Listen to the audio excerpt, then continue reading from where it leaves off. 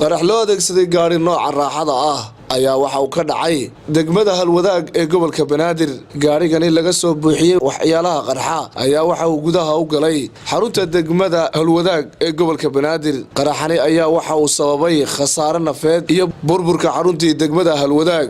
afayeenka maamulka gobolka Banaadir ayaa warbaahinta goobtaasi kula hadlay waxaana uu sheegay in laba ka mid ah askarta ilaalada ee degmada ay ku dhinteen halka qof kale oo rayd ah uu ku dhintay goobtaasi. waxaa aad ugu xunnahay in maanta halkan oo xaruntii degmada ah weerar ku soo qaadeen kooxaha nabaddiidka ah.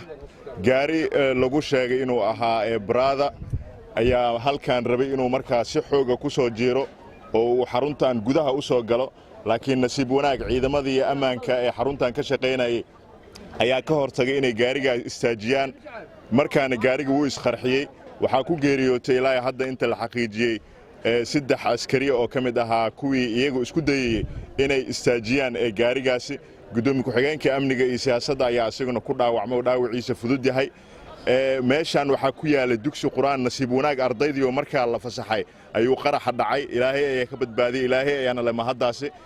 inta ilaa iyo hadda la ogyahay waa intaas. baaritaan ayaa socda. ciidamadii ammaanka ayaa weli hadda ku guda jira inay baaraan sida ay wax u dhaceen iyo dhaawac hadday jiraan in kale. meesha waad u jeedaan burbur ayaa ka dhacay. meelahan oo dhan way burbureen. waxaa macquul ah xataa in dad ay wax soo gaareen iyagu nafsadooda ay la baxsadeen.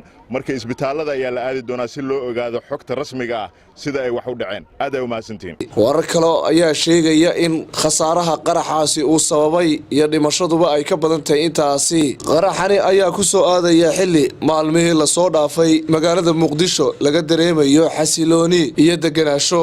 Axmed Yaasiin Maxamuud, Telefishinka Star, magaalada Muqdisho.